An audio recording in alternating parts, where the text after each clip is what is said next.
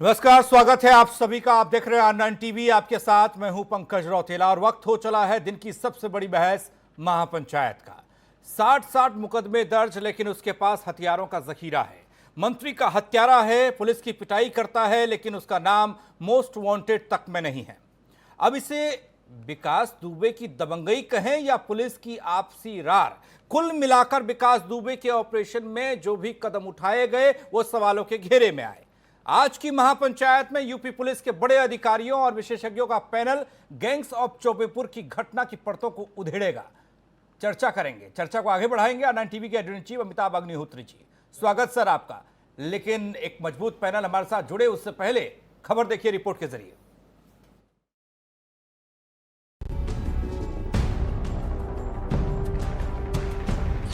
2 जुलाई की रात कानपुर के बिकरू गांव में जो दर्द बिखरा था वो केवल 2 दिनों में बुनी गई दास्तान नहीं है, बल्कि 2 दशकों की वो कहानी है जिसे मुख्य किरदार विकास ने पब्लिक, पुलिस और पॉलिटिक्स के गठजोड़ से बनाया है। हमारे लोकल विधायक हैं भगवती प्रसाद सागर जी हैं और अभिजीत शांगा जी हैं MLA, और हमारे ब्लॉक प्रमुख हैं राजेश कमल जी, और जिला पंचायत अध्यक्ष हैं गुड्डन कटियार जी, और प्रधान लोग भी हैं 2, 3, 4, 5 लोग। बिकरू गांव के बवाल में 8 पुलिस कर्मियों की शहादत ने हर किसी को हैरान कर दिया। पुलिस का पूरा ऑपरेशन घंघोर सवालों के घेरे में है कि आखिर इतने बड़े ऑपरेशन में इतनी बड़ी चूक कैसे हुई कि 8 पुलिस कर्मियों के प्राण पखेरु हो गए। यक्ष प्रश्न यह भी है कि दोनों ओर से चले गोली में कोई बदमाश क्यों नहीं मारा गया। इस ऑपरेशन में कोई बड़ा पुलिस अधिकारी मौके पर मौजूद क्यों नहीं था। क्या पुलिस के पास कोई और ABC प्लान था क्या? पुलिस की टीम प्रॉपरली आई थी। ये जो है घात लगा के हमला किया गया है, जैसा सब लोगों को दिखाई दे रहा है कि बीच का रास्ता बंद किया गया है। और मेरा अपना मानना यह है कि इन्होंने ज़रूर अंधेरे का फ़ायदा उठाया है और कायराना हरकत की है, लेकिन पुलिस की टीम ऐसा नहीं थी कि बिना हथियार के आ गई हो या बिना तैयारी के आई। SO विनय तिवारी और DSP देवेंद्र मिश्रा की तलखी भी सवाल कर रही है। सबसे बड़ा सवाल पुलिस की दबिश से पहले विकास तक पहुंची खबर को लेकर उठ रहा है कि खाकी का खुफिया नेटवर्क क्या घास चरने गया था? क्या इस विभत्स घटना का विभीषण पुलिस टीम में ही था? विकास की तलाश में अब इनाम रखा गया, पोस्टर लगाए गए। उसके पंखों को पहले ही कतर दिया होता तो शायद ये सब ना हुआ होता। विकास दुबे पर पुलिस की कृपा की कहानी शहीद CO बिल्हौर देवेंद्र मिश्रा का पत्र बयां कर रहा है। बड़े साहब से 9 बार शिकायत के बाद भी विकास का बाल बाका नहीं हुआ। बहरहाल विकास दुबे बीते 19 साल से बेखौफ होकर खौफ का खेल खेल रहा है। मंत्री संतोष शुक्ला की हत्या के बाद भी बरी होकर खुलेआम घूमता रहा। 60 मुकदमों वाले हिस्ट्री शीटर के हथियारों के लाइसेंस भी निरस्त नहीं किए गए। बताया जा रहा है कि 2 जुलाई की घटना से पहले भी विकास ने पुलिस कर्मियों को पीटा था। सवाल यह है कि आखिर कुख्यात विकास दुबे के गैंग्स ऑफ चौबेपुर के सामने क्यों पस्त हो गई पुलिस? Bureau report R9 TV, Uttar Pradesh, Uttarakhand.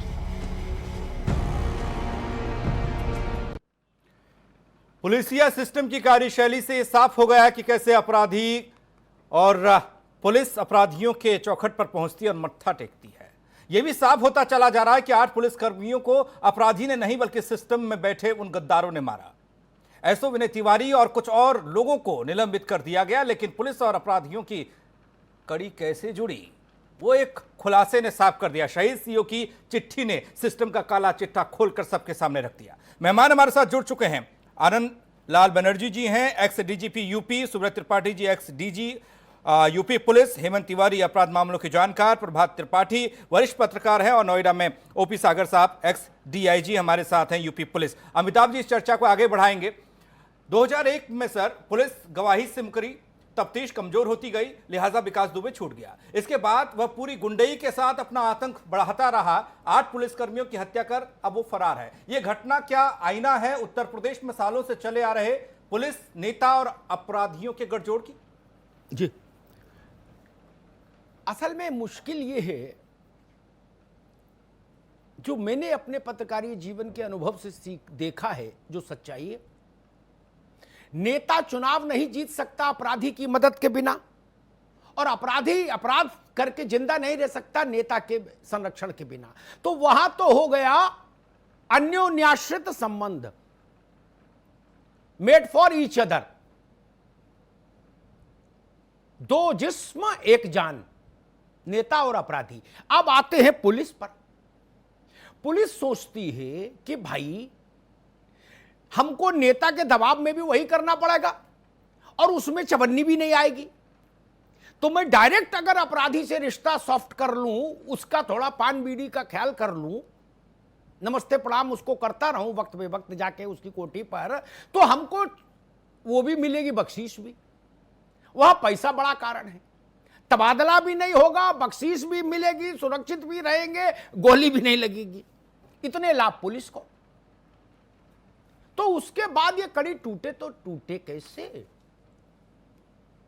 इसमें तीनों पक्ष एक दूसरे से अधिकतम सीमा पर जाके लाभान्वित हो रहे हैं। एसओ जो शहीद हुए, इनकी कहानी अगर आप देखेंगे तो पुलिस जो भी स्टोरी प्लांट कर, जो भी स्टोरी डेवलप कर रही है या बाहर कुक कर रही है, बाहर दे रही है, वो स्टोरी कहीं टिकती नहीं। ये एसओ उस मुठभेड़ में 1 से 2 मिनट के भीतर घायल हो गए, पहली गोली इनको लगी। ये भागे, एक पेड़ का सहारा लिया, वहां से देखा बचाव नहीं हो सकता, एक घर दिखाई दिया, उसकी मुडेर फलांग के उधर जाने की कोशिश की, लेकिन शरीर में वो सामर्थ्य नहीं थी गोली लगने के बाद।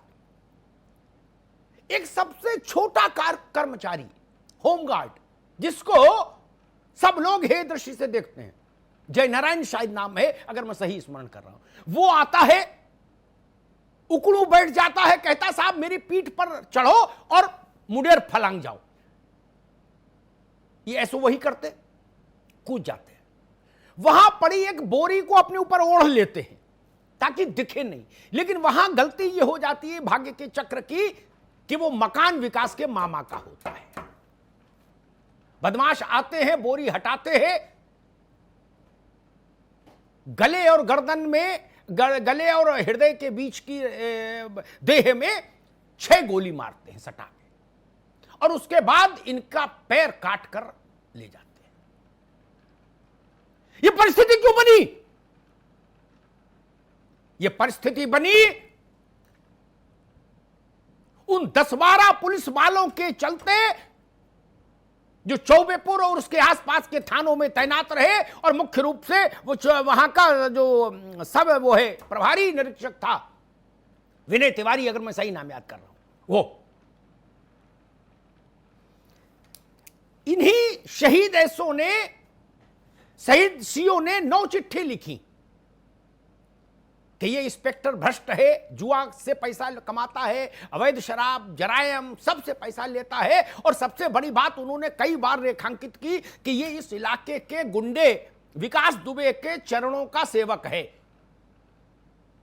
गुरु दीक्षा इसने विकास दुबे से ली है, ये उनको गुरु मानता, और पंडित जी बोलता भी था। ये जो इंस्पेक्टर था, ये विकास को पंडित जी बोलता था। वहां के लोग जानते हैं, लखनऊ वाले ना जानते हो, लेकिन चौबेपुर के लोग जानते हैं। ये जब भी टेलीफोन पर या आमने सामने मिलता था तो पंडित जी कह के संबोधित करता था। अनंत देव कप्तान थे कानपुर के, क्या क्या उन्होंने। और मजे की बात ये देखिए, करेला और नीम चढ़ा, वही अनंत देव एसटीएफ में इस जांच के इंचार्ज हो गए, जो खुद कटघरे में खड़े। अभी मैं वो कुछ तस्वीरें दिखाऊंगा। अभी कानपुर में जय वाजपेयी नाम का एक अपराधी पकड़ा गया है। वो कुछ साल पहले पुतैया था। पुतैया जानते हैं उत्तर प्रदेश में लोग, दिल्ली में तो उसको पेंटर बोलते हैं, वो यूपी में पुतैया बोलते हैं। पुतैया था, अरबोपति हो गया, ऑडी BMW मर्सिडीज में चलने लगा। वो विकास के पैसे को बाजार में लगाता था। अनंत देव की बिल्कुल निहायत निकट संबंधों वाले चित्र जय वाजपेयी के साथ अभी हम दिखाएंगे। जय वाजपेयी कौन है कानपुर में, कौन नहीं जानता? वो जांच करेंगे। ये परिस्थिति शर्मनाक है। ये उत्तर प्रदेश की पुलिस के लिए एक बड़ा धब्बा है। मैं तो मुख्यमंत्री जी से कह रहा हूं तो मुख्यमंत्री जी, कानपुर शूटआउट दुखद घटना है, लेकिन यह एक अवसर भी है हमारे लिए, आपके लिए, प्रदेश के लिए, देश के लिए। पूर्ण सफाई का एक महायज्ञ आयोजित कर दीजिए और उसमें कुछ पुलिस के बड़े अधिकारियों की आहुति डालिए, कुछ छोटे अधिकारियों की डालिए, ये तिवारी टाइप जो जितने दरोगा और इंस्पेक्टर हैं, कुछ छुटवैये नेताओं की आहुति डालिए। उस इलाके के कौन से पिछले 20-25 साल में विधायक, जिला पंचायत अध्यक्ष और प्रधान ऐसे रहे जिनके रिश्ते विकास से नहीं रहे? किनके रहे मत ढूंढो, मुझे वो बताओ लाके जो कहे कि मेरे रिश्ते नहीं रहे। हम बताएंगे, हम सबूत देंगे कि उसके रिश्ते रहे। कौन नहीं जाता था ड्यूढ़ी पर मत्था टेकने? ऐसे पुलिस का इकबाल कायम होगा? ऐसे राजनीति का शुद्धिकरण रहेगा? कितने गर्व के साथ वो अपराधी बता रहा है कि हरकिशन श्रीवास्तव हमारे गुरु थे। कौन है हरकिशन श्रीवास्तव? ये बड़ा शर्मनाक घटनाक्रम है। इसलिए मुझे लगा कि आज इस पर चर्चा कर लेनी चाहिए और उन लोगों को बुलाएं जिन्होंने उत्तर प्रदेश की पुलिस की कमान संभाली है, ये बड़े पदों पर रहे हैं, और कुछ हमारे पत्रकार मित्र रहे जिन्होंने उत्तर प्रदेश में अपराध को लंबे समय तक कवर किया है। मैं सबसे पहले बनर्जी साहब के पास आऊंगा। अखिलेश यादव के समय में आनंदलाल जी उत्तर प्रदेश पुलिस के मुखिया थे। बनर्जी साहब, इस मुठभेड़ में 1000 मूर्खताएं हैं। वो मूर्खताएं जानबूझ के की गई क्योंकि षड्यंत्र था उसमें पीछे, मोटिव था षड्यंत्र का, इसलिए वो मूर्खताएं की गई जो छुटभैया स्तर पर भी नहीं होती। अंधेरा था जी, रात में 1 बजे दबिश डालने जा रहे हो, दिया सलाई की रोशनी में दबिश डालोगे? आईजी कानपुर हमसे परसों कह रहे थे कि हाँ भाई साहब अब इसकी भी जांच कर रहे हैं। ये जांच का विषय था, माचिस लेके गए थे। कुछ लोगों के हाथ में डंडे थे, डंडे से लड़ने गए थे। और जब आपके पुलिस के सीओ ने आपको 9 चिट्ठी भेजी तो कप्तान ने उन 9 चिट्ठियों पर रख के समोसा क्यों खा लिया? बता रहे हैं कि एसपी के दफ्तर से वो फाइल भी गायब हो गई। हालांकि मैं ऐसा होने नहीं दूंगा। फाइल गायब हो जाए फिर भी हम उस बच्ची को वचन देते हैं, सीओ की, शहीद सीओ की बिटिया को, हम दूसरी फाइल जिंदा कर लेंगे। लोकमत में बड़ी ताकत होती है। बनर्जी साहब, ऐसी शर्मनाक परिस्थितियां जहां पूरे प्रदेश में थू-थू हो रही है, लग रहा है कि पुलिस वालों ने जानबूझ के षड्यंत्र करके अपने साथियों को मरवा दिया। कप्तान शिकायतों पर आंख मीचे बैठा रहा। कप्तान की संलिप्तता उन लोगों के साथ रही जो खुद उस विकास दुबे के बिजनेस पार्टनर थे, चोरी उचक्कई में शामिल थे। कैसे भरोसा होगा पुलिस पर बनर्जी साहब? अग्निहोत्री जी, मेरे साथ एक समस्या आ गई है यहाँ पे। मेरा स्काइप चला गया है, मैं केवल आपको अपने स्क्रीन पे देख पा रहा हूँ जी, और सुन पा रहा हूँ, तो मेरी बात सुन लीजिए जी। आपने निश्चित तौर पे बहुत सारी बातें ऐसी बताई हैं जो कि मेरे जहन में भी थी, मगर उस संबंध में पूरे पे बात करने से पहले हम इस बात को देख लें। एक तो ये जितने भी लोग शहीद हुए हैं, पहले तो उनको मैं श्रद्धांजलि अर्पित करता हूं। बिल्कुल ठीक बात। मैं भी खाकी पहनता था, मुझे लगता है कि मेरा एक अंग काट दिया गया है। बड़ा दुख है इस बात। नंबर 2, इस बात का भी दुख है कि जी ये जो घटना हुई है ये अप्रत्याशित है। ये आज तक उत्तर प्रदेश में इस प्रकार की घटना यहाँ की पुलिस रेड करने जाए और गांव में उनको वहां पर जिस पर रेड करने जा रहे हैं वो उन्हीं के असलहों को छीन के उनको मार दें, ऐसा आज तक कभी नहीं हुआ है। ये हमारे लिए एक सीख का वक्त है। हमें इस पर चाहे जितनी बड़ी इंक्वायरी करनी पड़े करनी चाहिए कि ये गलती कैसे हुई, ये क्या हुआ, ताकि भविष्य में ये कभी ना हो उत्तर प्रदेश में या पूरे हिंदुस्तान में। एक छोटा सा उदाहरण देना चाहूंगा। जब तेलुगु देशम की गवर्नमेंट थी और चंद्रबाबू नायडू चीफ मिनिस्टर थे आंध्र प्रदेश के, ज्वाइंट आंध्र प्रदेश के, उस समय चंद्रबाबू नायडू पर एक हमला हुआ था बमों द्वारा जी। उसकी जब जांच की गई तो पता चला कि 1.5 साल से नक्सल लोग पूरे हिल साइड पे बॉम्ब लगा रहे थे। वो एक केस स्टडी बन गया कि किस प्रकार से सुरक्षा की जाए। उसी प्रकार ये जो कानपुर का मेहम है, कानपुर की शूट आउट आप कह रहे हैं, कानपुर की दुर्घटना है, इसकी भी एक आद्योपांत पोस्टमार्टम की जानी चाहिए जी। ठीक बात है, ठीक बात है। वनीर साहब आएंगे आपके पास, बाकी मेहमानों को बहस में ले ले, आएंगे आपके पास। मुश्किल ये है, ठीक है, आएंगे वनीर साहब आपके पास। मुश्किल ये है, बुंदेलखंड में एक कहावत है, वही सीता को माई को वही रावण की गैल, कौन किसकी जांच करे। अभी तो हम यही ढूंढ रहे हैं, आदमी कहां से लाएं जांच करने वाला जिसकी विश्वसनीयता संदिग्ध हो। किसी का फोटो किसी के साथ निकल रहा, किसी का फोटो किसी के साथ निकल रहा, कहां से लाएं? वो टकसाल कहां है जहां ऐसे लोग मिले जिनकी विश्वसनीयता पर 23 करोड़ में कोई आदमी उंगली नहीं उठा पाए। हेमंत तिवारी हमारे साथ हैं। उत्तर प्रदेश में बहुत लंबा पत्रकारीय जीवन रहा, तमाम दौर देखे, तमाम पुलिस के डीजीपी देखे और तमाम सरकारें देखी। हेमंत तिवारी जी, जब छविराम ने मारा था 9 पुलिस वालों को तो मुझे बात समझ आई थी। छविराम बीहड़ का डकैत था और उसने भी तब मारा जब कॉम्बे उस दबिश का नेतृत्व कर रहे पुलिस इंस्पेक्टर या जो भी उस वक्त था, मेरे विस्मृत हो रहा, उसको दौड़ा दौड़ा के थका लिया और बीच जंगल में ले जाके तब मारा उसकी टीम को। ऐसे तो मैंने हत्या कहीं नहीं देखी ना, जैसे ये यहां कानपुर में हो गई। जी। पुलिस को मरवा दे जी, शवों के साथ बर्बरता हो जाए और पुलिस पार्टी माचिस लेके चली जाए, मोबाइल लेके चली जाए वहां देखने के लिए, फिर कहती है कि लाइट चली गई।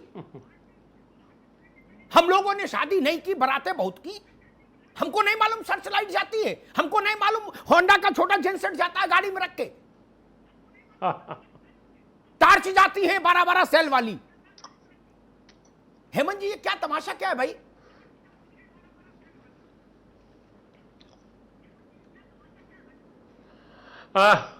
अमिताभ जी, 2 बातें कहूंगा। आपने बहुत मौजूद सवाल एक अभी उठाया, अब मैं उसको सोच रहा था और उस सवाल का जवाब मैं पिछले 36 साल से ढूंढ रहा हूं, क्योंकि 36 साल पहले मैंने क्राइम की रिपोर्टिंग, हम लोग तो साथ एक संस्थान में भी रहे हैं, मैंने दैनिक जागरण शुरू किया था, तब से लेकर आज तक ढूंढ रहा हूं। अभी आपने कहा कि इनको ये करें, खत्म करें। क्या 3 साल में किसी ने उत्तर प्रदेश के मुख्यमंत्री, जो गृह मंत्री भी हैं, योगी आदित्यनाथ को रोका कि आप गड़बड़ पुलिस वालों को दंड मत दीजिए? नहीं रोका। या 13 साल पहले जो चीफ मिनिस्टर्स रहे उनको किसी ने रोका? नहीं रोका। डीजीपी रहे, हमारे मित्र हैं बनर्जी साहब। देखिए, उत्तर प्रदेश में पुलिस जो है सत्ताधीशों की चेरी हो गई है। जो ऊपर बैठा है, ऊपर वाला अफसर उसके इशारे पर काम करेगा, जो सरकार में बैठा है, और जो जिले में बैठा है, सांसद जी, विधायक जी, जिला पंचायत अध्यक्ष जी, वो दरोगा लोग उसके हिसाब से काम करेगा। मैं पूछ रहा हूं, वेस्टर्न यूपी में पिछले 25-30 सालों में 25 कोशिश की गई होगी कि जो 15-15, 20-20, 30-30 साल से बैठे क्रिमिनल प्रकार के अपराधी पुलिस जन हैं, उनको हटा दिया जाए। कोई सरकार हटा पाई? बनर्जी साहब खुद डीजीपी रहे, बता दें, हटा पाए? कोई नहीं हटा पाया। सवाल यह है कि सिस्टम में बदलाव की इच्छा शक्ति किसके भीतर है? समझने वाली बात है। दूसरी बात, अभी आपने जो प्रश्न कहा, मुझे पहले दिन से मेरे दिमाग में अमिताभ जी एक सवाल कौंधता है कि इसी जून महीने में डीजीपी हितेश चंद्र अवस्थी का एक सर्कुलर जाता है। सर्कुलर मतलब जी कि देखा बाध्यकारी एडवाइजरी जी देखा मैंने कि अगर आप किसी दुर्दांत अपराधी की दबिश में जाएं तो आपके पास वो सारे इंतजामात होने चाहिए जैसे आप किसी दंगे में जाते हैं, मतलब दंगा रोधी जो व्यवस्थाएं होती हैं वो होनी चाहिए। अगर जो सीईओ मार्च में चिट्ठी लिखता है तत्कालीन एसएसपी को कि इसके ऊपर 150 ज्यादा मुकदमे हैं, ये बहुत खतरनाक है, ये कुछ भी करा सकता है, क्या उसको उसकी शक्ति का आकलन नहीं था? और अगर इतनी बड़ी दबिश में जा रहे थे तो एसएसपी कानपुर महोदय क्या कर रहे थे? ठीक है, अभी 10, 15, 20, 25 दिन पहले आए हैं, लेकिन क्या इन्होंने उस पूरी पुलिस फोर्स को ब्रीफ किया कि नहीं ब्रीफ किया? क्योंकि ये खूंखार खतरनाक मैंने पहले दिन पूछा था कि एसएसपी कानपुर के लिए उस दिन उससे बड़ा कोई काम नहीं था जो उनको करना चाहिए था। हम आएंगे आपके पास दोबारा, सुब्रत त्रिपाठी जी के पास चलेंगे एक सवाल लेकर। सुब्रत जी, कप्तानों के पास ननकू और रज्जाक की पीड़ा सुनने का समय नहीं। बोल जाते हैं वो लोग तो पेशकार कहता है साहब मीटिंग में गए, लेकिन जय वाजपेयी के साथ गलवहियां करने का टाइम है, विकास के साथ नमस्ते करने का टाइम है, चोर उचक्कों से मिल सकते हैं, ननकू रज्जाक के लिए समय नहीं मीटिंग में। ये फोटो वायरल हो रही है लोगों की। ऐसे ऐसे काम होगा, ऐसे शासन चलेगा, ऐसे पुलिस का इकबाल रहेगा?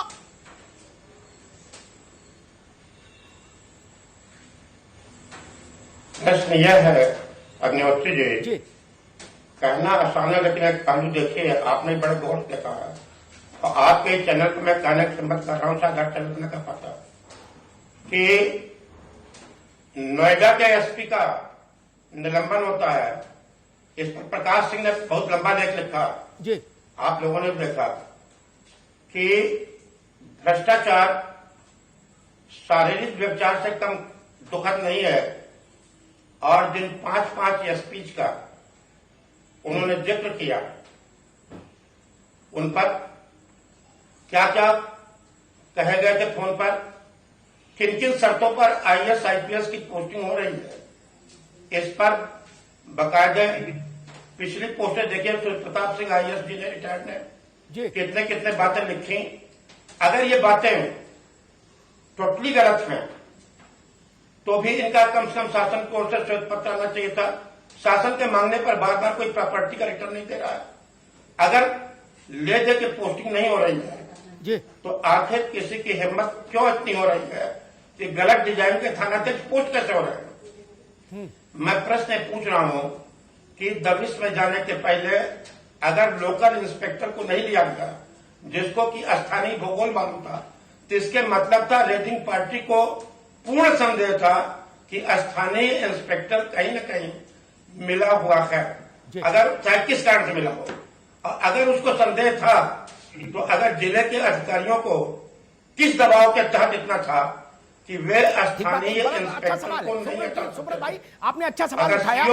मैं ओपी सागर के पास चलूं और प्रभात त्रिपाठी के पास फिर आपके पास आता हूं। ओपी सागर साहब, उस दिन को याद कीजिए, जेसीबी ने एक रास्ता रोका जिधर से पुलिस गई। सामान्य बुद्धि कहती है, छोटे बच्चे की बुद्धि भी कहती है, जो साइकिल चलाता है वो भी समझता है कि इधर रास्ता बंद है, दूसरी गली से चलो। ठीक, वो साइकिल छोड़ के पैदल तो नहीं चलता। आपने सुना कहीं ऐसा? नहीं ना? हाँ ना बोलो भाई, नहीं ना? जीपे छोड़कर पैदल क्यों चल दिए? एक गांव में जाने के 4 रास्ते होते हैं। उस वाला देवलोक था कि एक ही रास्ता था, वहां जेसीबी खड़ी थी। वाहन छोड़कर पैदल चलो, ये किसने ज्ञान दिया? क्या यही ज्ञान मृत्यु का कारण बना? बाकी तो मुखबरी थी। ओपी सागर, आपका अनुभव क्या कहता है? आपने भी बहुत दबिशें दी, कई एनकाउंटर किए, जरा बताइए। देखिए अमिताभ जी, ये जो कोई भी दबिश में जाया जाता है तो वो एक योजनाबद्ध तरीके से उसमें कार्रवाई की जाती है। ऐसा नहीं है कि अनायास चले गए, अनायास चले जाते हैं तो फिर दुर्बलाल यादव की तरह जो है जाइए पैर मारिए, सामने से गोली लगेगी। लेकिन आप जब तक कि प्लानिंग से नहीं जाएंगे देखेंगे कौन सा घर है, किधर से हमें अटैक करना चाहिए, पीछे चढ़ने का क्या रास्ता हो सकता है, वहाँ से बदमाश के भागने का क्या रास्ता हो सकता है। ये सारी प्लानिंग जब तक नहीं होगी तब तक ये इस प्रकार के हादसे पहले भी हुए हैं, लेकिन सिंगल एक या दो कैजुअल्टीज़ हुई, लेकिन इस बार जो है भारी कैजुअल्टीज़ हो गई। यहाँ जो भारी कैजुअल्टीज़ का जो मुझे अंदेशा है, सभी को अंदेशा है कि एक सुनियोजित तरीके से सीओ देवेंद्र मिश्रा के खिलाफ या उसी क्रम में जो उसके साथ और भी जो टीम गई थी, सबके प्रति एक भड़का के जिसको कहा जाता है कि इनके ऊपर हमला कर दे और इन्हें साफ कर दिया जाए। सरल हिंदी में ये है कि इनको निपटवा दो। बिल्कुल, तो ऐसा कुछ संभावनाएं दिखाई दे रही हैं। बाकी तो ये जांच का विषय है, बहुत वृहद स्तर पर जांच की जाएगी, लेकिन ये भी सही है कि जांच निष्पक्ष व्यक्ति से कराई जाए, जांच किसी ऐसे दूरस्थ बिल्कुल तटस्थ आदमी से कराई जाए, ऐसे किसी से ना हो जो खुद ही आक्षेपों के घेरे में बना हुआ हो। नहीं, वो तो उनकी फोटो आगे आनंद देव कीजिए। मैं प्रभात त्रिपाठी के पास चलूंगा। प्रभात जी, ये सवाल तो प्रभात जी आपसे, लेकिन मैं बनर्जी साहब से रिक्वेस्ट करूंगा वो भी इसको सुने, क्योंकि जब ब्रेक के बाद आऊंगा तो उनसे भी इस मसले पर बात करूंगा। जिस दिन मुठभेड़ हुई इसी मंच पर जब मैं आया तो मैंने ये जानकारी प्रदेश को दी। मुझे पता नहीं कि हमारे डीजीपी को जानकारी थी कि नहीं थी, आईजी जोन को थी कि नहीं, एडीजी को थी कि नहीं, लेकिन मुझे थी तो मैंने रखी कि विकास के दोनों पैर खराब है, दोनों पैर में स्टील के रॉड्स पड़े हैं। विकास न छत से कूद सकता है, न भाग सकता है, न मिट्टी में 200 मीटर चल सकता है।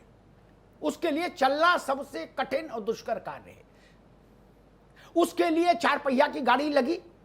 इतने बड़े मुठभेड़ और मुचैटे के बाद 4 पहिया की गाड़ी मूव कैसे कर गई विकास को लेके? विकास उड़ना तो जानता नहीं था, ऐसी सिद्धि तो प्राप्त थी नहीं, न चिड़िया बन के भाग सकता। देखिए अमिताभ जी, मैं यहां तब से यही दिमाग लगा रहा हूं, विकास चल नहीं सकता, कूद नहीं सकता, भाग नहीं सकता, उछल नहीं सकता। 4 पहिया की गाड़ी से, और मैं तो गाड़ी बता दूं इनोवा से गया, ऐसा कहा गया। यानी इनोवा विकास को आराम से बैठाल कर मूव करा ले गई, और हमको बताया जा रहा है पुलिस ने चारों तरफ से गांव घेर लिया था। प्रभात त्रिपाठी जी, देखिए विकास जी, अमिताभ जी, आपने जो चीज कही, मैं आपकी डिबेट में उस दिन था। 3 दिन हो गए हैं। बड़ा दुर्भाग्य की बात है कि 100 घंटे 90 घंटे हो रहे हैं, और वो सरकार जो एक पिछली सरकार को कानून व्यवस्था में हटा के सत्ता में आई है, और जिस तरीके से सत्ता में वो काबिज है, और अभी तक विकास का एक अपराधी का पता नहीं चल पा रहा है। 90 घंटे हो गए हैं, और आपने पहले दिन से लेके अभी तक जो जो सवाल उठाए हैं, वो सारे सवाल घटना चक्र पूरा खुल के सामने आ रहा है। मैं एक सवाल ये रखना चाहता हूं कि प्रदेश के अंदर जब ब्यूरोक्रेट्स में आईपीएस और आईएएस, प्रमुख सचिव आईएएस होगा और डीजीपी आईपीएस होगा, तो अनंत देव की जांच, वो एसटीएफ के डीआईजी हैं इस समय, और फाइल शाम को गायब भी हो गई है। एक मिनट रुकिएगा, सब लोग जरा टीवी स्क्रीन में, एक मिनट प्रभात भाई, सब लोग विंडो को देखिए, उसमें हम तस्वीरें दिखा रहे हैं। जय वाजपेयी जो आज गिरफ्तार हुआ है, उसके साथ डीआईजी एसटीएफ अनंत देव तिवारी जो कानपुर के कप्तान थे उस वक्त। देखिए तस्वीरें जरा, पता लगेगा कैसा याराना था। कंधे पे हाथ रखे है बाबर्दी एसएसपी के। एक अपराधी कप्तान बाबर्दी हो, स्टार लगे हो, और कंधे पे हाथ रख दे। राम राम राम राम राम, ऐसा दृश्य नहीं देखा जाता। निश्चित तौर पे चिंता का विषय है जी प्रभात जी, पूरी आईपीएस लॉबी के लिए चिंता का विषय है। ऐसे आईपीएस अधिकारी की जांच एक स्वतंत्र किसी जस्टिस से करानी चाहिए, और उसको डीआईजी एसटीएफ पद से हटा के तब जांच होनी चाहिए। जब फाइल गायब हो सकती है, और फाइल आप गायब नहीं होने देंगे, हम लोग इतना मुद्दा उठाएंगे। अमिताभ जी, आप जिस मुद्दे को पकड़ते हैं उस मुद्दे को छोड़ते नहीं है, ये निश्चित तौर पर प्रदेश की जनता समझ ले, और ये भी योगी जी समझ लें कि अगर प्रदेश के अंदर सरकार उनकी कानून व्यवस्था में आई थी तो उनको 90 घंटे का जवाब देना होगा कि आखिर विकास किस ब्रेक लेना है में समा गया। एक ब्रेक लेना है। उस दिन ब्रेक के बाद जब आएंगे तो ये सवाल बनर्जी साहब से पूछेंगे, जो मैंने आपसे कहा कि वो कैसे भागा। अगर उसके पांव ठीक होते तब तो राम राम कभी नहीं मिलता।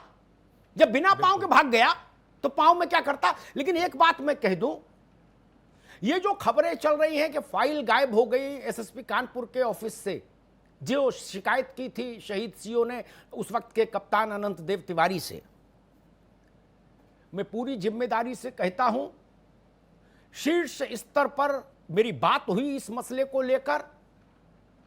फाइल मिले या ना मिले, यह सार्वजनिक हुआ पत्र ही उत्तर प्रदेश की सरकार फाइल मानेगी। उस चोरी से कोई लाभ नहीं होगा, ये पूरी जिम्मेदारी से कह रहा हूं जी। उसी पर जांच हो जाएगी, उसी पर निर्णय हो जाएगा अनंत देव के भाग्य का। ब्रेक के बाद स्वागत है आप सभी का। आप देख रहे हैं महापंचायत। बात हो रही है कानपुर में हुए कांड की और पुलिस नेता और अपराधियों के गठजोड़ की। अमिताभ जी के पास सीधे चल रहे हैं, प्लीज सर। बनर्जी साहब, जो चौकीदार था वहां का, उसने पुलिस को गवाही दी घटना के बाद कि विकास ने मेरी बंदूक भी छीन ली थी वहां लोगों को मारने के लिए। जो जयनारायण नाम का होमगार्ड है जिसका रीजेंसी में इलाज हो रहा, 3 गोली जिसके लगी सीओ की जान बचाने के चक्कर में,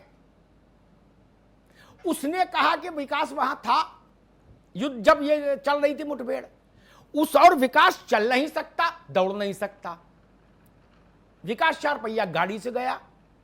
तो मैं ये समझना चाह रहा हूं, जब इतना भारी वहां पुलिस तैनात थी, सब हाहाकार हो रहा था, तो 4 पहिए की गाड़ी में विकास कैसे निकल गया? उसको रास्ता दिया किसी ने?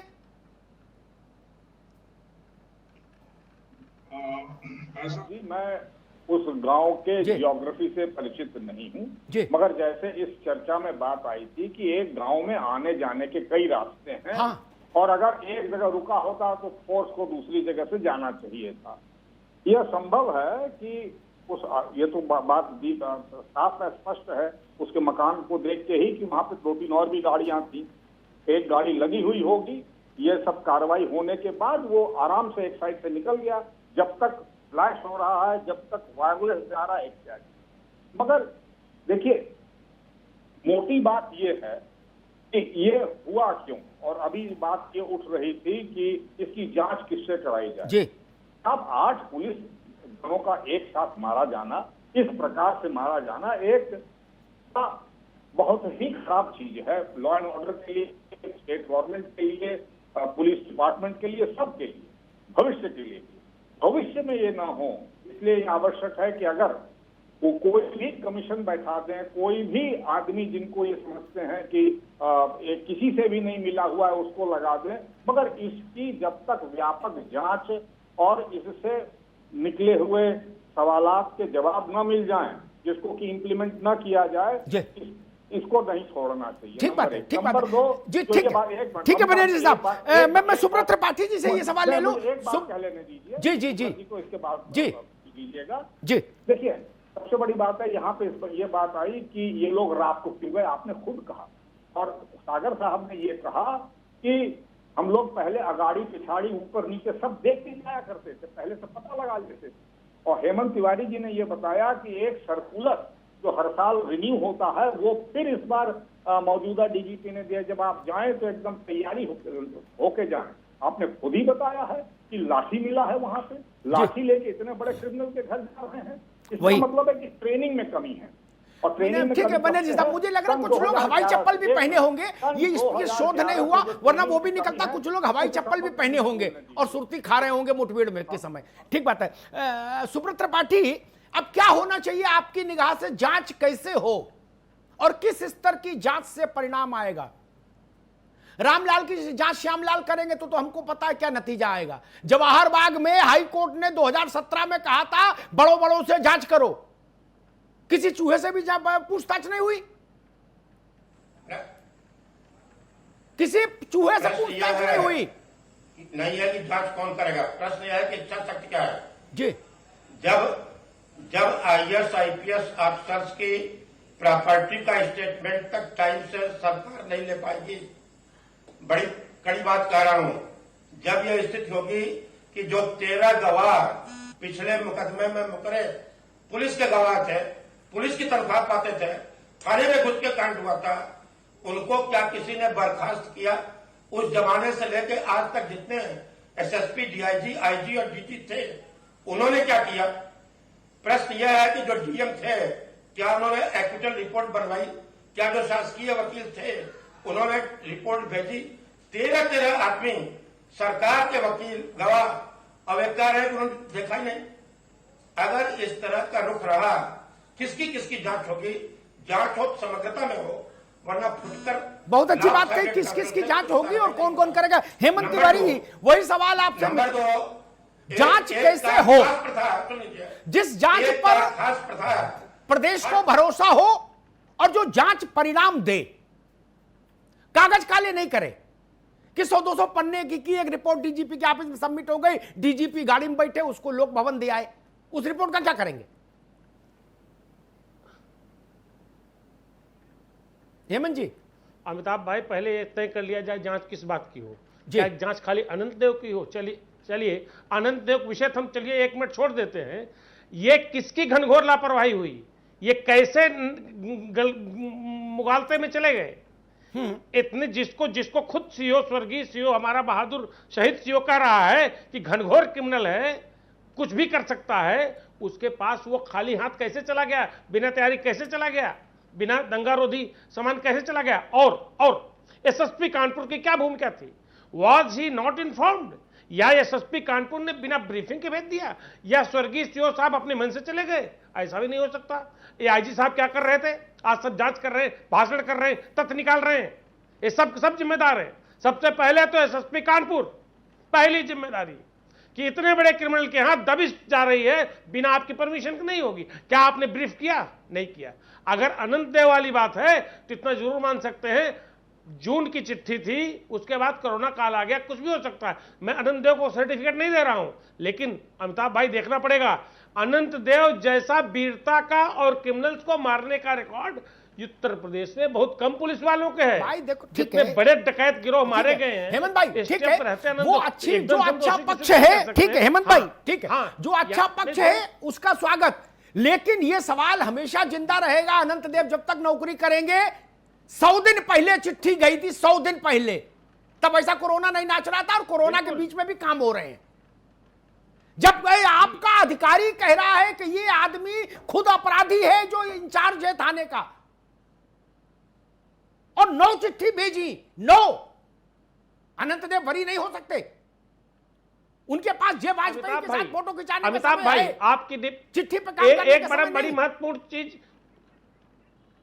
वो ठीक है, वो उसकी, अरे साहब वो गलत किया हो उसको दंडित हो, जांच हो, फांसी हो, लेकिन जो बात मैं कह रहा हूं समझिएगा, जिस सीईओ को अपने एसओ पर भरोसा नहीं था, उसकी बातचीत उसकी चिट्ठी से लगता है, तो अगर वो वहां जा रहा है दबिश के लिए, तो इसका मतलब उसने ऊपर के अफसरों से बात करके पूरा फुल प्रूफ इंतजाम किया होगा।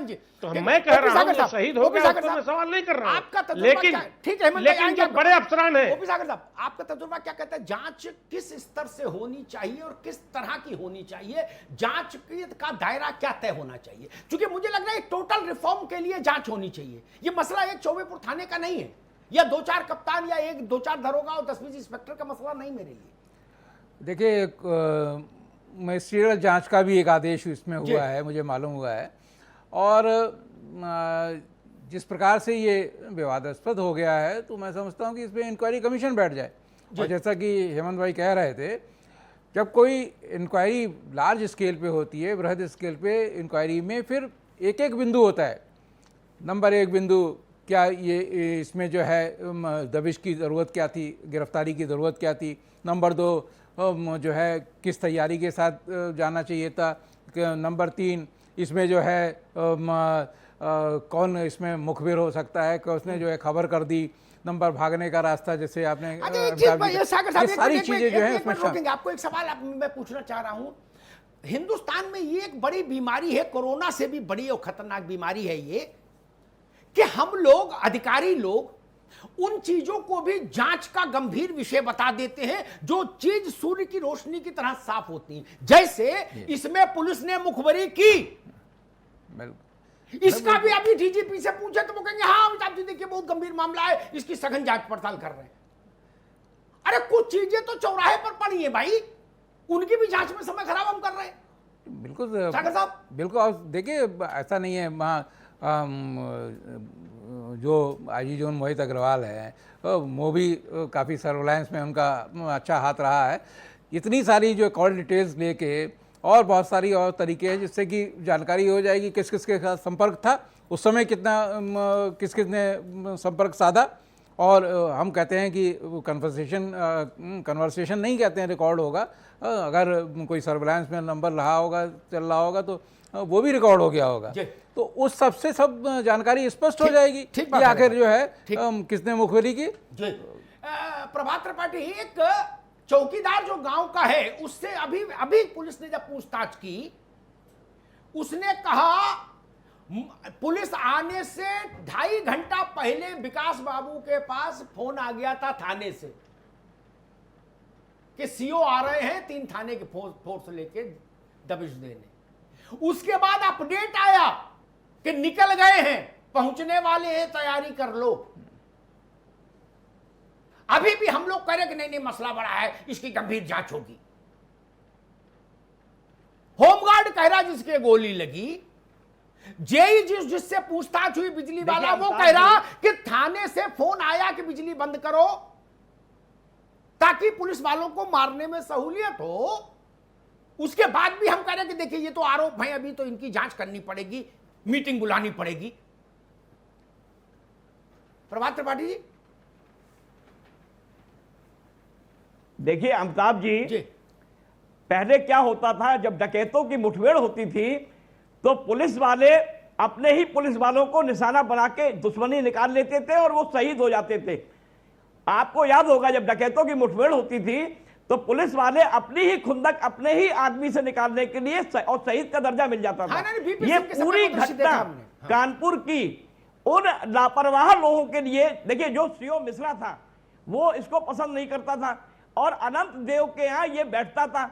अभी जांच की जो बात हो रही है, सवाल जांच का नहीं है, सवाल है योगी की सरकार का साख का। क्या योगी जी अपनी साख को बचाने के लिए क्या आईपीएस, तीनों आईपीएस पैनल में बैठे हुए हैं, क्या ये बताएंगे कि इनके ऊपर राजनीतिक दबाव रहा जब ये नौकरी पर रहे? नहीं बता पाएंगे ये, क्योंकि इनके ऊपर दबाव रहा और जिन्होंने दबाव अपने आका का माना उनको प्राइम पोस्टिंग मिली और जिन्होंने नहीं माना उनको अलग किनारे कर दिया गया। तो जांच का सवाल नहीं है, सवाल है योगी सरकार की साख का। क्या योगी सरकार जी 90 घंटे हो गए हैं, क्या वो अपनी साख को बचा पाएंगे? क्योंकि ये जो पूरा मामला है विकास दुबे का, ये आने वाला 2022 का मुद्दा बनेगा, 2022 का। ठीक है, लास्ट क्वेश्चन में मैं आनंदलाल बनर्जी से लूंगा। ठीक है प्रभात भाई, समय कम है, एक अंतिम प्रश्न मैं बनर्जी साहब से लेना चाहूंगा। बनर्जी साहब, पुलिस में लॉबिंग का भी खेल बहुत गंदा है, गॉडफादर का खेल बहुत गंदा है, लगभग वैसा है जैसा सिनेमा में आजकल चल रहा है। लॉबिंग और गॉडफादर वाला मसला नहीं चल रहा, वैसे ही किसी के पट्टे बनो तो चैन से गुजरेगी, पट्टे नहीं बनोगे तो जिंदगी भर सस्पेंशन झेलोगे, जांच झेलोगे। कई अधिकारियों के केस है मेरे पास प्रमाण सहित। अटैच हो जाओ कहीं, अटैच, काला पीला होने दो तो मस्त रहो, नहीं तो मुख्यालय से रोज आपकी जांच आएगी, झेलो। या तो मूलधारा में बहो, मूलधारा में नहीं बहोगे तो जिंदगी भर जांच ही जांच में रहोगे, सस्पेंड। बनर्जी साहब, ये भी समस्या है क्या? अमिताभ जी, मैं पहले अपनी बात जो मैं पूरी नहीं कर सका उसको मुझे कर लेने दीजिए। जी, छोटा सा है जी, फिर मैं आपके लॉबिंग और गॉडफादर वाले प्रश्न पे आऊंगा। मेरा मात्र एक चीज का कहना है कि 2011 के बाद से जो भर्तियां हुई, अब 2011 की भर्ती के बाद वाली जितनी भर्तियां हैं उसके बाद, वो चाहे कांस्टेबल की हो चाहे सब इंस्पेक्टर की हो, उनको ट्रेनिंग ही कम दी गई। पहले 9 महीने की ट्रेनिंग और दूसरी चीजें हुआ करती थी, अब उसको घटा के 6 महीने का कर दिया गया है। और इधर कुछ सालों से तो उनको प्रदेश के बाहर ट्रेनिंग इंस्टीट्यूशन में भेजा जा रहा है, वो वहां से पिकनिक मना के आ रहे हैं जी। उसका असर आप फील्ड में देख रहे हैं, उसका असर आप खराब वर्दी में देख रहे हैं, उसका असर आप इस तरह की परफॉर्मेंस जो यहाँ पे हुई है कानपुर में, उसमें आपको देखने को मिल रहा है। अगर ठीक से ट्रेनिंग हुई होती और उसकी रिपीटेशन हुई होती तो सीओ साहब वो वाली बेवकूफी नहीं करते कि वो क्या कहते हैं बिना प्लानिंग किए वहां चले जाए। और दूसरी बात ये है, इस बात पर डिस्कशन होना चाहिए कि आपने जैसे बताया कि ये बिजली को लेके आप अगर एफआईआर पढ़े, मैंने फर्द पढ़ी है, फर्द में ये लिखा है कि बिजली की रोशनी में पहचाना, और इधर से आप कह रहे हैं कि बिजली रुकवा दी गई, तो कौन सा सही है? फर्द में जो भी लिखा हो, फर्द में जो भी लिखा हो, आईजी कानपुर जोन ने ऑन रिकॉर्ड कैमरे पर कहा कि वहां बिजली कटवा दी गई पुलिस के पहुंचते ही। अब यही तो स्टोरी कुट करते हैं पुलिस वाले, समझ यही से विश्वसनीयता खंडित होती है। लिखते कुछ है, बोलते कुछ है, कहते कुछ है। सुनिए, अमिताभ जी उन्होंने कहा घरों से फायरिंग हुई है, मगर जो पोस्टमार्टम की चोटें हैं वो क्लोज क्वार्टर पे है। अभी आप कह रहे थे बर्निंग एंड चारिंग है, यानी कि करीब करीब सटा के मारा गया है। गोलियां तो पार हो गई हैं, लोगों के आर पार हो गई। आर पार तभी होता है जबकि बहुत करीब होता है राइफल की गोली, ये तो नहीं होता है। अब ये आप आइए लॉबिंग और गॉडफादर पर। देखिए ऐसा है, कॉन्स्टिट्यूशनल सिस्टम बड़ा साफ है, लॉ एंड ऑर्डर जो है वो स्टेट सब्जेक्ट है। जब वो स्टेट सब्जेक्ट है तो जो भी स्टेट में रहेगा वो उसका जिम्मेदार होता है। पुलिस ऑटोमेटिकली स्टेट का वो है, नौकर है। तो और स्टेट जो है वो डेमोक्रेटिक इंस्टीट्यूशन है। इस डेमोक्रेसी में आपको डेमोक्रेटिक मेरा प्रश्न नहीं था, सॉरी मेरा ये प्रश्न नहीं था कि डेमोक्रेसी, आई नो डेमोक्रेसी, मेरा प्रश्न दूसरा था। मेरा प्रश्न ये था जो सीनियर आईपीएस है वो भी अपने चेले तैयार करता है कि भाई मेरे गुट में रहो तो सुरक्षित रहोगे, नहीं तो नाप देंगे। समस्या यहाँ पर है। गुट की बात है कि नहीं है, मैं तो उस पर नहीं जाना चाहता। चलिए ठीक है, आप नहीं जाना चाहेंगे, जाना भी नहीं चाहिए, आप उसी बिरादरी के हैं। अपने नाम से ही आउटसाइडर हूँ, मैं किस गुट में शामिल हो जाऊंगा। मगर मुझे कोई ऐसी मतलब इस तरह की इतनी भयंकर गुटबाजी जिसको आप जिसकी ओर आप इंगित कर रहे हैं वैसा कुछ नहीं। ठीक है बनर्जी साहब, ओके, अमिताभ जी के पास हम जा रहे हैं संपादकीय टिप्पणी के लिए, प्लीज सर। मुझे तमाम नौजवान आईपीएस लोगों ने ही बताया कि कभी किसी सीनियर ने कोई काम कहा कि भाई इसको बंद कर दो फलाने मेरे गांव में, अगर वो असमर्थता जता दिए नहीं बंद कर पाए तो जिस दिन वो उनके हत्थे चढ़ गए उस दिन वो निपट गए। ये कड़वी सच्चाई है, इसको स्वीकार करिए। मुझे आईपीएस अधिकारियों ने बताया, फिर दरोगा की तो बात ही छोड़ दो।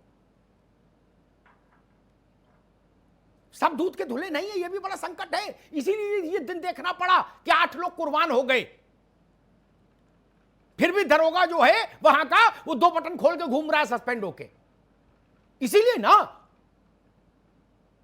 ये विकास दुबे ने नहीं मारा, ये पुलिस ने पुलिस की हत्या करवा दी। इतना बड़ा नरसंहार मैंने नहीं देखा पुलिस का। नक्सली मारते हैं, समझ आती है बात। छविराम वाला प्रसंग मुझे याद है, लेकिन ये तो इन दोनों से हटके अब आती है भविष्य में क्या होना चाहिए। मुझे लगता है कुछ बड़े कदम उठाने होंगे सरकार को। ये ट्रेडिशनल परंपरागत जांच फाइल, इससे कुछ नहीं होना। इसमें अधिकारियों का टीएडीए बन जाता है और काजू खराब होता है, काजू पेस्ट्री जूस वगैरह का खर्चा और हो जाता है हमारे टैक्स के पैसे का। उसकी जरूरत नहीं, अपने घर ही नाश्ता करें अधिकारी, वो ज्यादा ठीक है। मीटिंग में 10-5 लाख रुपया खर्च करें, ये सब ठीक नहीं। नोएडा, ग्रेटर नोएडा, गाजियाबाद में कविनगर और ये जो नया लखनऊ है इसमें विस्तार वाला, इसमें जरा ये जांच करा ली जाए कि जो 500 मीटर, 400 मीटर, 800 मीटर, 1000 मीटर की कोठियां हैं ये किनकी हैं। पहले इतनी ही जांच सरकार करा ले तो समझ लीजिए बड़े बड़ों के चेहरे से नकाब उतर जाएगा। पूरी जिंदगी में उतनी तनख्वाह उनकी नहीं होती जैसे घर बने हैं। एक बार मैं एक ऐसे सज्जन थे, उनके घर जाने का अवसर मिला। ऐसा फर्नीचर, कोई चीज स्वदेशी नहीं। प्रधानमंत्री कहते लोकल के लिए वोकल। बोले सोफा हॉलैंड का है, मेज पोलैंड की है, तो झाड़ फानूस अफगानिस्तान का है, तो फलाना फलाने का है। मैंने उनसे कहा कि भाई तुम्हारी तनख्वाह तो मेरी तनख्वाह से कभी ज्यादा नहीं रही, भले ही आप आईपीएस रहे हो, इससे क्या फर्क पड़ता है। तो वो जो एक खीसे निपोर दिए। अरे बोले भाई साहब ये पैसा कहां से आया, ये पैसा कहां से आया। विदेशी कुत्ते पाल रहे हो, आदमी के बराबर उन पर खर्च कर रहे हो, तनख्वाह तो हमको पता है स्टेट बैंक में कितनी आती है, कलेक्टर की, कप्तान की, आईजी की, डीआईजी की। इसमें कुछ छुपा है क्या, कोई गोपनीय बात मैं कह रहा हूं क्या, ये बात सबको पता नहीं क्या। जिस दिन यादव सिंह का प्रसंग आया था बनर्जी साहब, उस दिन भी मैंने यही कहा था कि दोषी सब हैं। उत्तर प्रदेश का कौन सा ऐसा उस समय सक्रिय नेता था जो यादव सिंह के यहां नहीं जाता था जन्मदिन पर, रामायण में, भागवत में, समारोह में। कौन सा ऐसा अधिकारी था जो यादव सिंह की पार्टी में नहीं जाता था। उनको नहीं पता था 2.5 लाख रुपए के मकाऊ हैं वो तोते जो बड़े वाले होते विदेशी, उनको नहीं पता था। और उसकी तनख्वाह मालूम कितनी थी बंदर जी साहब, जिस वक्त यादव सिंह पकड़ा गया उस वक्त 70,000 रुपए थी उसकी तनख्वाह। 70,000 रुपए में एचआईजी फ्लैट नहीं अफोर्ड कर सकता था। दिखता नहीं। आप लोग जब ड्यूटी पर रहते हैं, पद पर रहते हैं, तो आप लोगों को नहीं दिखता कि भाई मेरे अंडर का ये दरोगा, ये इंस्पेक्टर, ये कभी नगर में कोठी कैसे बना लिया। एक आदमी कप्तान का पेशकार रहा 4-5 साल, पता लगा कोठी बना ली 1000 मीटर में। आप लोगों को नहीं दिखता। उसके घर जाते हो तो कभी पूछा आप लोगों ने कि भाई इधर आओ, फंक्शन ठीक है लेकिन इतनी संपत्ति कहां से आई। कभी पूछ लेते तो रोक लग जाती, नहीं पूछा। कभी उससे पूछ लेते कि तुम्हारे हाथ में ये रोलक्स कहां से आई, इतनी तो तुम्हारी तनख्वाह ही नहीं कि रोलक्स पहन लो, एचएमटी क्यों नहीं पहनते हो। कभी पूछना चाहिए ना। हमने नहीं पूछा, उसका नतीजा है जो चौबेपुर में हुआ। कभी बनर्जी साहब हैं, चाहे सुब्रत त्रिपाठी हैं, चाहे सागर साहब हैं, कभी आपका मातहत आया हो प्राडो क्या होता, कौन कंपनी है, चश्मा बनाती विदेशी, नेता लोग तो पहनते ही हैं। कभी आपने उससे पूछा कि भाई तू तो डिप्टी एसपी है, तेरे पास ये प्राडो कहां से आया। कभी पूछा। जो प्राडो देगा वो जुआ भी सट्टा भी चलवाएगा। आदमी अपने पिताजी को प्राडो नहीं दे रहा, दरोगा को क्यों देगा। कभी पूछा? नहीं पूछा। नहीं पूछो कभी नहीं बता साहब, मैं जानता हूं मेरे अंदर कमी ये है कि मैं बहुत कुछ जानता हूं जमीन पर खड़े होके। कभी पूछा? कभी आपने पूछा उस आदमी से कि भाई तेरी बिटिया की शादी में इतना बड़ा तामझाम कहां से हो गया। उसमें तो इसीलिए फोटो बाहर आ जाती हैं क्योंकि जितने भी आर्थिक रूप से आप लोगों को सरसब्ज करने वाले लोग हैं वो इतने मनवड़ हैं कि वो कहते हैं कि ना एक फोटो तो खिंचानी पड़ेगी पब्लिक में, जिंदगी भर से आपकी सेवा कर रहे हैं। जी। हमको एक इंस्पेक्टर ने कहा, बनर्जी साहब नोएडा में तैनात थे थाने में, उसने एक बार पीड़ा बताई। बोले भाई साहब मैं तो नोएडा से मुक्ति चाहता हूं। हमने कहा क्यों? बोले दुनिया भर के, प्रदेश भर के अधिकारियों के बच्चे यहीं पढ़ते हैं इंस्टीट्यूट्स में, और रोज मुझे आदेश कर देते हैं कि भाई बिटिया को देख लो, जाके वहां ये पहुंचा दो, ये टिकट करा दो, ये करा दो, ये शॉपिंग करा दो। अब बोले पैसा मांग नहीं सकता, तो बोले मैं अपना खेत तो बेचूंगा नहीं। आप बताइए कि सच नहीं है? यहीं से अपराधी पैदा होते हैं। कोई जय वाजपेयी आता है जो आपकी टिकट करा देता है, कोई जय वाजपेयी आता है जो गाड़ी दे देता है गिफ्ट में, कोई जय वाजपेयी आता है जो मकान बनवा देता है। जी। कभी हमको सोचना चाहिए, यहीं से नियंत्रण होगा। उनके आर्थिक स्रोतों की जांच करिए। इंस्पेक्टर से ऊपर के रैंक के सारे पुलिस के अधिकारियों के आर्थिक स्रोतों की जांच होना चाहिए। जो रिटायर हो गए उनकी भी करिए, पेंशन रोकिए।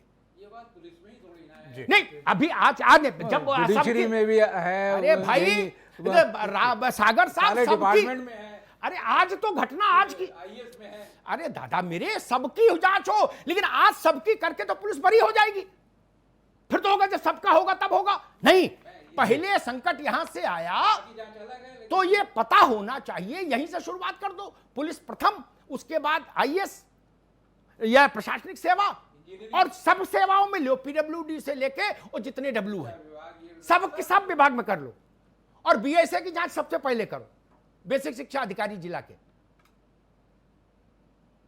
किसको नहीं पता, हेमंत बाबू को पूछिए, किसको नहीं पता उत्तर प्रदेश में जो बीएसए रह लिया वो 7 पीढ़ी तर गया। क्यों भाई? बीएसए की तनख्वाह तो बहुत कम है, ये पैसा कहां से आता? मसला यही है, इस पर चिंतन करना होगा।